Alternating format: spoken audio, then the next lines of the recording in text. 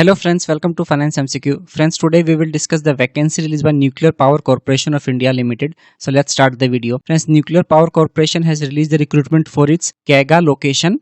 It's in Karnataka. So there they are having a plant site of NPCIL. So for this location, the vacancies are there. Online applications are already started from 12th March and the last date is 1st April 2025. So by this date, you have to fill this application form. Now let's talk about the vacancies. So friends, at serial number 5, there is a vacancy for Assistant Grade 1 Finance and Accounts. It's a Group C vacancy. There are total 4 vacancies, out of which 2 vacancies are for unreserved category candidate and 1 vacancy is for OBC and 1 vacancy is for ST category candidate. So like this, total 4 vacancies are there. Now let's talk about essential qualification and experience requirement for this post. So friends, for Assistant Grade 1 Finance and Accounts, qualification asked is bachelor's degree with minimum 50% marks in aggregate from recognized university or institution. So just a bachelor degree is sufficient with minimum 50% marks to be eligible for this vacancy. So if you are BCom, BSc, BBA, BA, you are eligible to apply for finance and accounts domain vacancy. No experience asked for this vacancy. Now there are some additional points they have mentioned that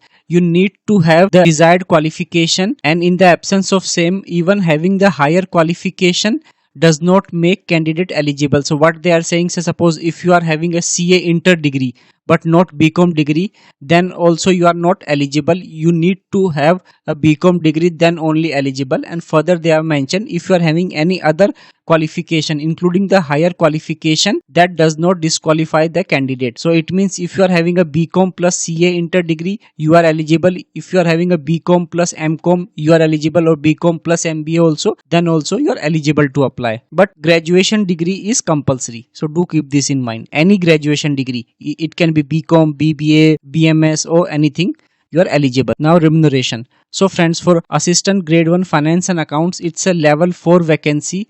Here you will be in the pay matrix of 25,500 and apart from that you will be paid DA of 13,515. So like this, your approx monthly remuneration will be 39,015. It is basic pay plus DA, but apart from this basic pay and DA, you will get other allowances and benefits of the company like transport allowance, HRA, site location allowance, professional update allowances and other benefits as per their rules and process. So it's a good package. So don't worry about that. You will just getting 39,015. It is much more than that as mentioned here, like all other allowances and benefits will also be available to you. Now age limit, very important.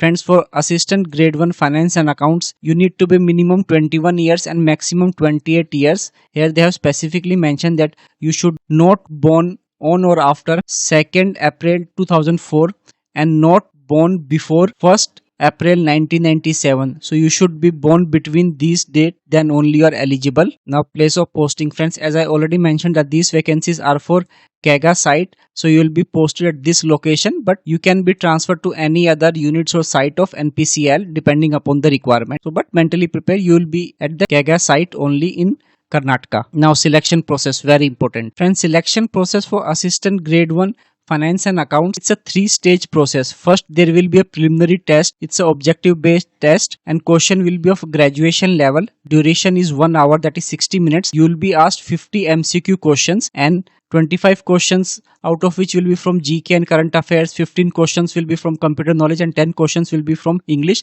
So all non-technical questions will be there. There is no technical question. So having a just graduation degree and if you are already preparing for this PSU examination, non-technical part, then it will be a cakewalk for you. And each question will carry 3 marks and in case of a negative marking, 1 marks will be deducted and maximum marks allotted will be 150 marks. And the written test may be conducted in a single or multiple session depending upon the logistic requirements. So suppose if they have a limited or shortage of resources, then they can conduct multiple sessions, but mostly in one sitting only they will carry out the examination. And here the qualifying standard is also mentioned that you need to score at least 40% by unreserved category candidate, and if you are from SC, ST, OBC, then at least 30% marks you need to score, and if you score less than that, you will be screened out and will not be considered for stage 2. Now based on your performance in the stage 1, you will go for second stage test. It is also again a written test. The duration will be of 2 hours and number of questions asked is again will be 50 questions.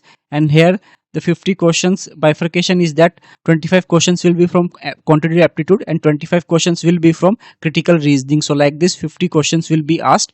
Again, it's a non-technical subject only and no questions from technical domain, and 3 questions for correct answer and 1 marks is deducted in case of an incorrect answer. Maximum marks will be 150. And here also the qualifying standard is mentioned that unreserved category candidate need to score at least 30% marks, and by reserved category candidate at least 20% marks is required to be scored by them. Then only you will be considered for stage 3 round. And third stage is just a skill test. Here they will call the candidate in the ratio of 1:5. That is, for one vacancy 5 candidate will be called out of the merit list, and here it's just a qualifying in nature, this test. So it will consist of typing test, that is typewriting test on personal computer. You will be given 10 minutes and you have to type a handout on word processing, that is basically a letter or a word document is given to you. You have to type that on a computer and 10 minutes will be provided to you, and an additional 5 minutes will be given to you to format that document. Say it will be in a tabular or there may be a space or a tab. So they want you to type the exact letter in the same way as given you in the printed copy. Then computer proficiency test they will conduct. It will be of 2 parts. Part 1 will be MS Office application like Word, Excel, PPT. It consists of 4 questions of 20 marks each, and second part internet surfing and email management consists of 2 questions of 10 marks each. The duration of test will be 30 minutes, and like this you will have total 100 marks, and those who qualify will be selected. So I hope it is clear. There are 3 stage process. 2 stage there will be a test, and third stage is just a qualifying in nature where you have to give this computer test. Now how to apply?